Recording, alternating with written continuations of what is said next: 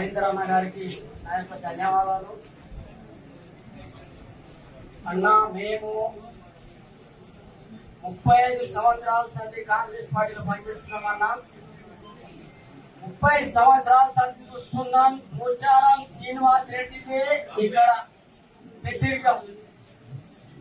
ఎవరికి కాదు, ఎవరికి చెప్పినా పోచారం శ్రీనివాస్ రెడ్డి ఏమన్నా అంటే కొట్టూరి వారికి ఏర్పాటు చేయరు.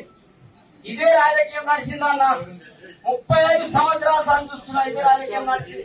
మళ్ళా ఏందాకన్నా ఇది పోచారం శ్రీనివాస్ రెడ్డి రాజకీయం. దానికి అంతం చేద్దాం.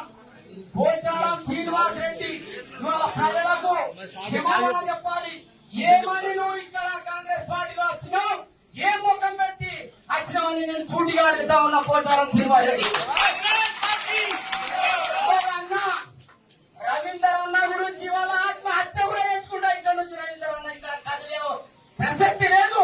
ఇవాళ రవీందర్ అన్న గురించి ఆత్మహత్య కూడా నేను సిద్ధంగా ఉన్నా.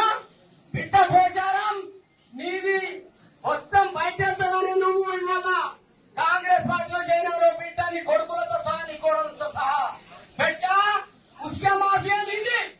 ఇవాళ నీది ఇసుక మాఫియా. నీ కేసరు నడవకొచ్చిన ఇవాళ నువ్వు ఇక్కడ వచ్చిన బిడ్డ నిన్ను మాత్రం చేసేది ఖాయం. రాజీ పెట్టుకో, నా మీద కేసు పెట్టుకో. కాదు ఒక్క ఎంకే కూడా అక్కడ కాదని చెప్పి నేను మంది చేస్తా ఉన్నా. నేను ఒక మాట చెప్తున్నా అన్నా, మేము కార్యకర్తలు జెండలు మోసినాం. ఇవాళ మాకు నీ అండగా ఉంది. ఇక్కడ నుంచి నువ్వు పోవద్దు, మేము ఉన్నాం. దేనికైనా అర్ధరాత్రికి సిద్ధంగా ఉందామని చెప్పి నేను మనకి చేస్తా ఉన్నా అన్న.